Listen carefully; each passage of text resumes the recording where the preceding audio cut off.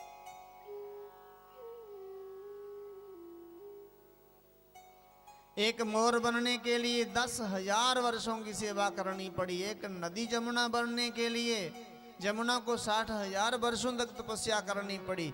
और किसी को गैया बनने के लिए कितनी तपस्या करनी पड़ी होगी।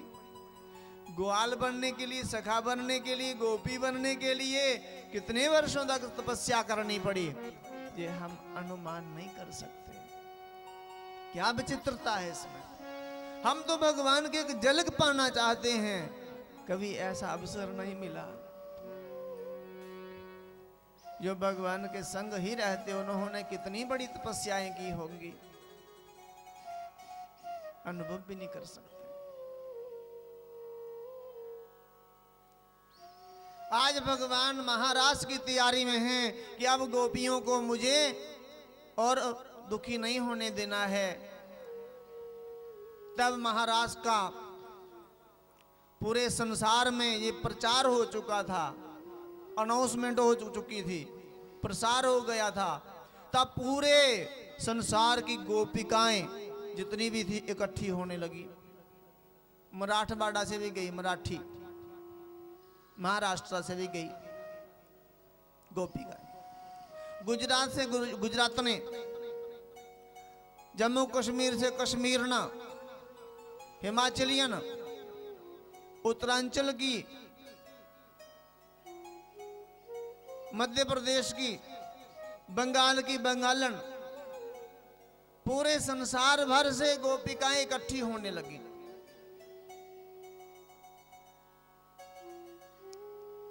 तब कैलाश में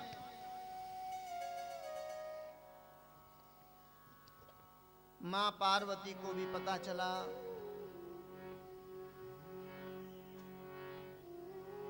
और मां पार्वती भी तैयार होने लगी। जैसे तैयारी करने लगी, श्रृंगार करने लगी, सजने दजने लगी, तो भगवान शिव ने पूछ लिया, अरे देवी कहाँ जा रही हो, कहाँ जाना है आपको सज दज के।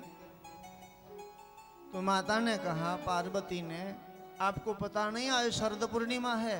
अच्छा शरद पूर्णिमा, हाँ शरद पूर्णिमा का अर्थ क्या।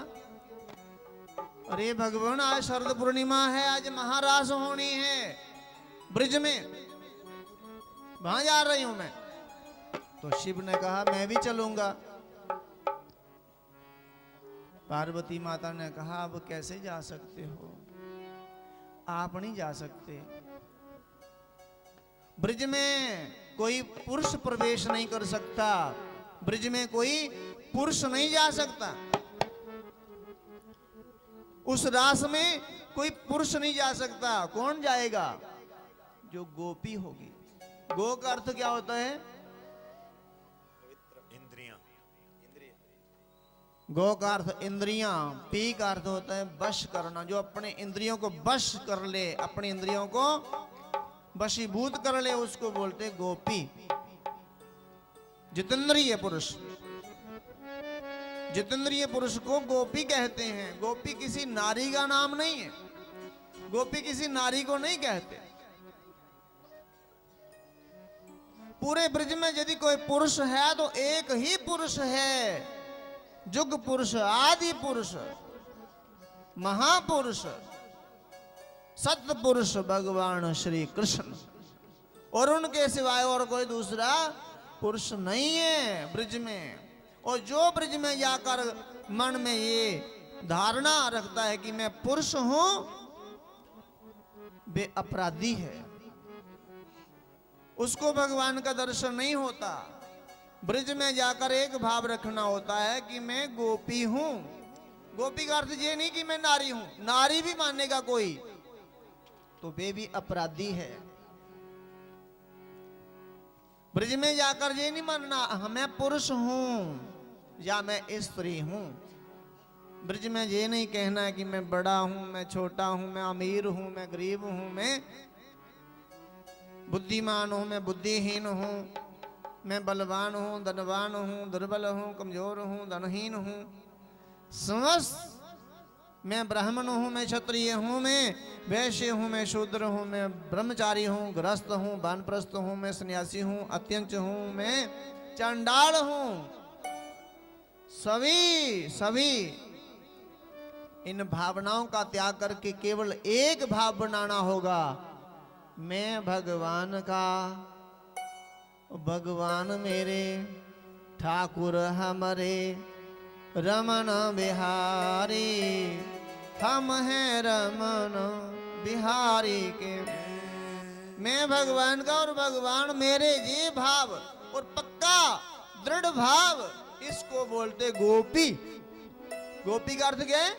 मैं भगवान का हूँ, ये पत्नी, ये मेरा पति, ये मेरा पुत्र, ये मेरा ससुर, ये मेरी सास, ये देवर, ये देवरानी, ये ननंद ननंदोई, ये साला साली, ये सब भावनाएं, सब केवल एक भाव मन में लेकर जाना, मैं भगवान का हूँ, भगवान मेरे। इस भाव को बोलते गोपी भाव। गोपी एक भाव है। अब मां पार्वती ने कहा, आप तो पुरुष हो, आप तो जा नहीं सकते। शिव ने कहा, आपको किसने कह दिया देवी पार्वती मैं पुरुष हूं? किसने कहा? मैंने कई बार आधा पुरुष और आधा नारी बन के दिखाया। अर्ध नारीश्वर, अर्ध नर ईश्वर, नारीश्वर, नर नारी ईश्वर। और मैं ना नर ना नारी हूं, मैं तो गोपी हूं। सबसे बड़ी गोपी मैं ही हूं, क्योंकि मैं भगवान का हूं और भगवान मेरे हैं। वे कृष्ण मेरे हैं देवी, वे भगवान मेरे हैं। मैं उनका भजन करने के लिए मैं भूतनाथ बन जाता हूं। मुझे घर द्वार मकान से कोई प्रयोजन नहीं, मैं भगवान की गोपी हूं। पार्वती ने कहा, प्रभु रोइए नहीं, रोना नहीं आपको, आप विवल ना हो। यदि जाना ही है तो आपको श्रृंगार करना होगा। क्या किया? शिव का श्रृंगार किया। सभी गोपिकाओं के बाल थोड़े थोड़े बाल, इतने इतने इतने छोटे छोटे जूड़े, और शिव जी की जटाओं का इतना बड़ा जूड़ा। हाँ, श्रृंगार हुआ। शिव जी को बागंबर नहीं, साड़ी पहनाई, बिंदिया लगाई। हाँ, बिंदिया। पुरुष बिंदिया लगाए तो अच्छा लगता है, अच्छा लगता है, कभी कभार लगानी चाहिए। क्योंकि अपने पति को, हमारा सबका पति कौन है? वही जगतपति। तो शिव का श्रृंगार किया और भगवान शिव पार्वती के पीछे पीछे चलने लगे और सबने घूंघट निकाल लिया। जितनी भी गोपियां जिस भी देश से, जिस प्रांत से आ रही हैं, सबने घूंघट निकाले हैं और चल रही हैं गोपियां। और पार्वती के पीछे शिव चल रहे हैं और भगवान शिव उस रास पंडाल में, रास मंडप के द्वार में खड़े हैं। कहाँ खड़े हैं? द्वार में। जैसे ही गोपी कोई आती, उसकी कलाई पकड़ लेते, उसका हाथ पकड़ लेते आती, और मुखडाड़ी देखते, हाथ पकड़ के पहचान लेते, ये कहाँ की है, इसका नाम क्या है, ये जान लेते, पूछने की जरूरत नहीं। ये राधा रानी है, ये ललिता देवी है, ये कुसुमलती है, ये धनश्री है, ये विराटाक्षी है, ये कमलाक्षी है, ये पद्मा देवी है, ये कमला देवी है, गंगा देवी है, ये यमुना देवी है, ये सरस्वती है, ये कृष्णा है, ये कावेरी है, ये चंचला देवी है, ये पुष्पा देवी है। ये देखते ही, हाथ पकड़ते ही पहचान लेते, ये निर्मला देवी है। ये जैसे ही